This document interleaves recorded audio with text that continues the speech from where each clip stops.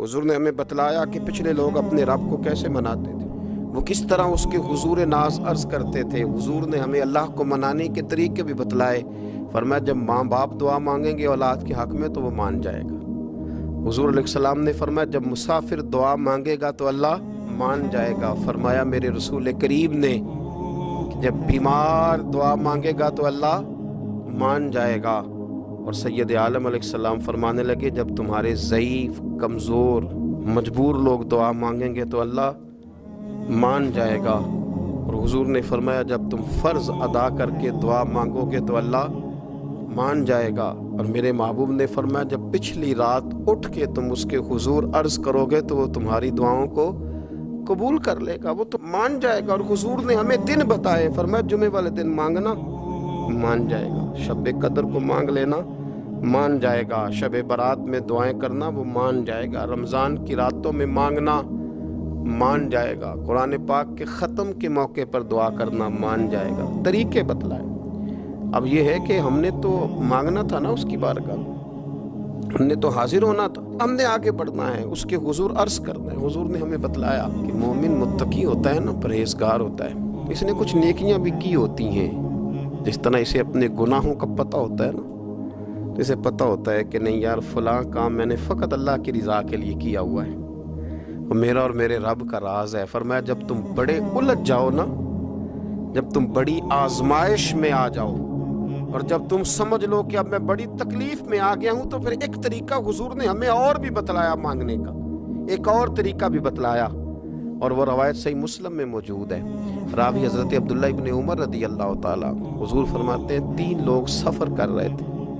ये आप अंदाज़ा फरमाइए, सही मुस्लिम की हदीस है। एक ये रंग भी है अल्लाह को मनाने का, एक ये अंदाज भी है उसकी बारगाह में गुजारिशात पेश करने का, ये भी एक तरीका हुजूर ने हमें बतलाया। अगरचे अपनी नेकियों को छुपाना चाहिए, नेकियां जो छुपी हुई होती हैं वो कीमती होती हैं।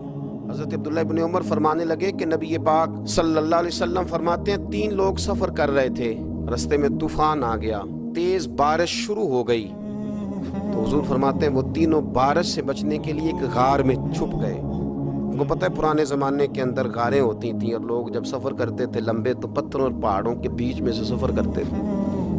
वो गार के अंदर चले गए। अब चूंकि तूफान बहुत ज़्यादा था, जब वो गार के अंदर चले गए तो अल्लाह के प्यारे हबीब सल्लल्लाहु अलैहि वसल्लम फरमाते हैं पत्थर ऊपर से लुढ़कता हुआ आया, आके उसने गार को बंद कर दिया। इतना तेज़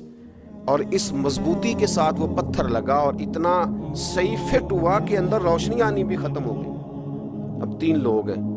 थोड़ी देर तो वो परेशान रहे कि शायद अब कभी बच नहीं सकेंगे,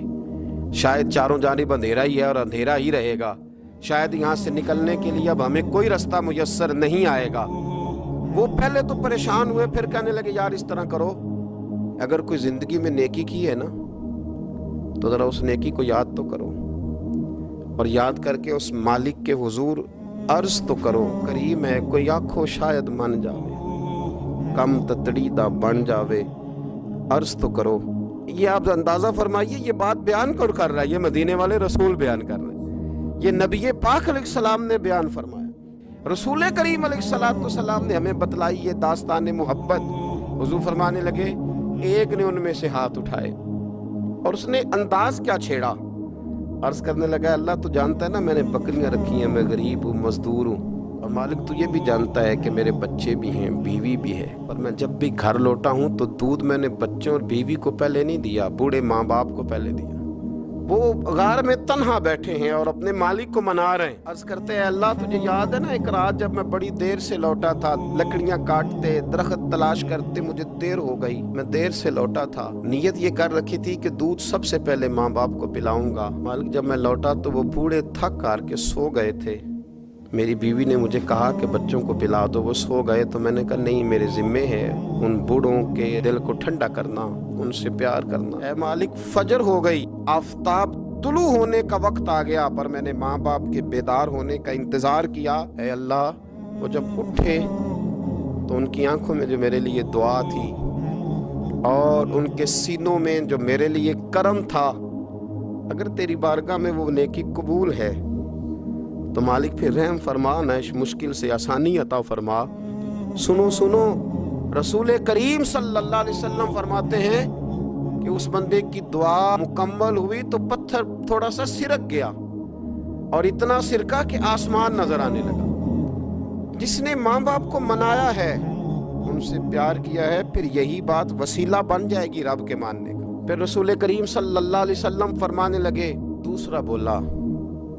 اور عرض کرنے لگا کہ اے اللہ، تو جانتا ہے مجھے اپنے چچا کی بیٹی بھانے لگی تھی، میں اس کی طرف رغبت کرنے لگا تھا،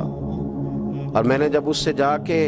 ارادہ کیا کہ میں تیرا طالب ہوں تو اس نے مجھے کہا کہ پہلے 100 دینار لاؤ، تو اللہ میں نے مشقت کر کے 100 دینار جمع کیے، اور جب میں پوری طرح اس پر حاوی ہو گیا، وہ میرے قبضے میں آ گئی اور گناہ کا میں نے ارادہ کر لیا، تو اس عورت کے منہ سے ایک جملہ نکلا کہ اللہ سے ڈر، اے مالک وہ میرے قبضے میں تھی، اے اللہ میں گناہ پر قادر تھا، میں چاہتا تو گناہ کر لیتا، لیکن جب اس نے تیرا نام لے کے کہا نا کہ اللہ سے ڈر، اللہ میں ڈر گیا، میں اسے چھوڑ کے آ گیا۔ اگر تجھے یہ بات پسند ہے تو پھر نکال دینا اس مشکل سے، پھر کر دینا کرم۔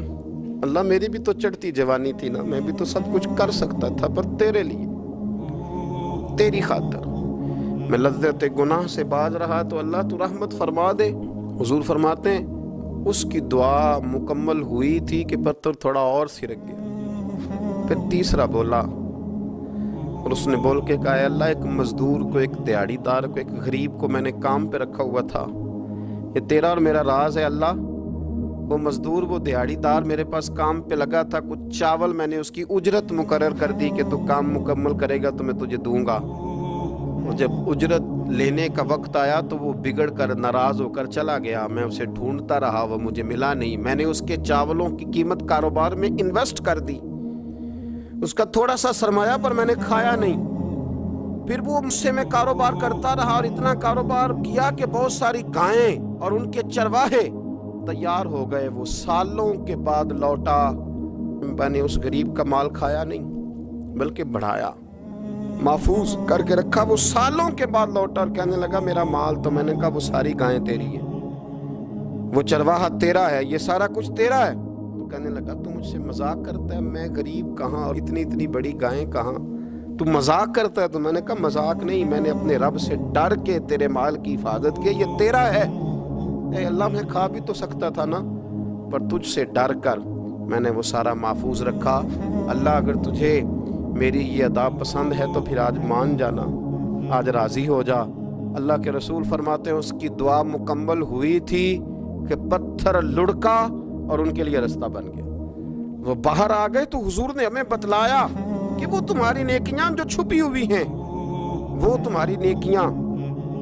جو تم نے خالص اللہ کی رضا کے لیے کی ہیں، ان نیکیوں، ان اعمال کا وسیلہ بھی تمہارے رب کے ماننے کا ذریعہ بن جائے گا، اس کو منایا جائے، اس کے حضور حاضری دی جائے، اس سے بخشش کا سوال کیا جائے،